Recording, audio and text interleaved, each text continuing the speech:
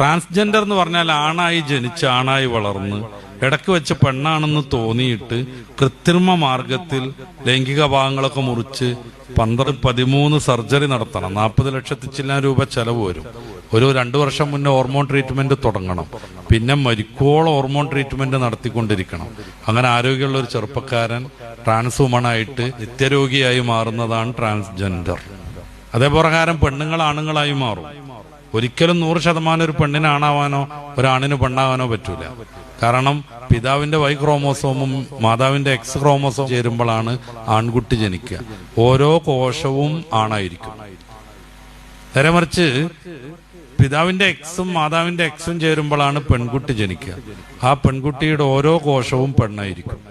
അപ്പൊ പ്രകടമായി കാണുന്ന ലൈംഗിക ഭാഗങ്ങൾ, സെക്സ് എന്ന് പറയുന്ന സാധനം, മൂത്രയിക്കാനും വിസർജനം നടത്താനുള്ള സാധനങ്ങൾ, ഇത് കട്ട് ചെയ്തിട്ടോ അല്ലെങ്കിൽ വേറൊന്ന് തുന്നിപ്പിടിപ്പിച്ചതുകൊണ്ടോ, അതേപ്രകാരം പെൺകുട്ടി സ്തനം മുറിച്ചിട്ടതുകൊണ്ടോ, ആണ് സിൽക്കനും മറ്റൊക്കെ കുത്തിവെച്ചിട്ട് സ്തനഭാഗം വളർത്തിക്കൊണ്ടുവന്നുകൊണ്ടോ ഒരിക്കലും പെണ്ണാണാവൂല, ആണ് പെണ്ണാവൂല.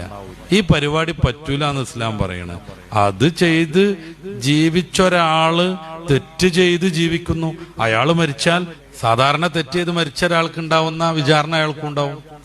നേരെ മറിച്ച് നേരത്തെ പറഞ്ഞ ഹുൻസ, ജനിക്കുമ്പോൾ തന്നെ 2 ലിംഗം ഉണ്ടാവും, അല്ലെങ്കിൽ ലിംഗം ഉണ്ടാവില്ല. ആ ഭാഗത്ത് ഡിസ്ചാർജിനുള്ളൊരു ദ്വാരം മാത്രം ഉണ്ടാവും. ട്രാൻസ്ജെൻഡർ അല്ല, ഹിജഡ എന്ന് പറയുന്ന സാധനമാണ്. അതിന് നമ്മുടെ ഇംഗ്ലീഷിൽ ഇന്റർസെക്സ് എന്നാണ് പറയുന്നത്. ഇത് സാധാരണ ഒന്നുകിൽ ആണാണ് അല്ലെങ്കിൽ പെണ്ണാണ്. ഫിഖിലൊക്കെ വ്യക്തമായ രീതിയിലുണ്ട്. 2 ലിംഗമുള്ളതിൽ ഏതാണ് കൂടുതൽ പ്രവർത്തനക്ഷമം അതായിട്ടാണ് അവരെ പരിഗണിക്കുക. മറ്റേ ലിംഗം ശരീരത്തിന് കേടൊന്നും വരാത്ത വിധാണെങ്കിൽ അത് കട്ട് ചെയ്ത് ഒരു സർജനെ കൊണ്ട് കട്ട് ചെയ്ത് മാറ്റിയാൽ പൂർണ്ണമായ പുരുഷനോ പൂർണ്ണമായ സ്ത്രീയോ ആയി മാറും. അതെങ്ങനെ പ്രവർത്തനക്ഷമത തീരുമാനിക്കുക? അത് മൂത്രമൊഴിക്കുന്നത് ഏതിലൂടെയാണ് നോക്കണം. 2ലൂടെയും മൂത്രം വരുന്നുണ്ടെങ്കിൽ സ്റ്റാർട്ടിങ് ഏതിലൂടെ നോക്കണം. അപ്പൊ സ്റ്റാർട്ടിങ്ങിലൂടെ വരുന്നതായിരിക്കും അവരുടെ സെക്സ്. മറ്റേത് അപ്പുറത്ത് ഇപ്പൊ ഒരു ഓട്ടുണ്ടായാൽ തന്നെ അതിലൂടെ കുറച്ച് മൂത്രം വരും പോലെ കൃത്രിമമായി വരുന്നതാണ്. അപ്പൊ ആ ഭാഗം അടക്കണം, മറ്റേത് ഉഷാറാവും. അപ്പോ 2ലും ഒരേപോലെ സ്റ്റാർട്ടിങ് എന്നുണ്ടെങ്കിൽ ഏതാണ് അവസാനം നിൽക്കുന്നത് നോക്കും. 2ലും നിൽക്കുന്നത് ഒരേ പ്രകാരമാണെന്നുണ്ടെങ്കിലാണ് സംശയാസ്പദമായ ഹുൻസ എന്ന പേരിൽ വരിക. അവരെ പിന്നെ അവരുടെ ഏകദേശം ലൈംഗിക പക്വതൊക്കെ വന്നിട്ട് അവർക്ക് ഏത് ലിംഗത്തോടാണോ ലൈംഗിക ചായ്വ് എന്നുള്ളത് നോക്കണം. അവർ ആൺകുട്ടിയോടൊക്കെയാണ് നല്ല ചായ്വെങ്കിൽ ഈ സാധനം പെണ്ണാന്ന് മനസ്സിലാവും.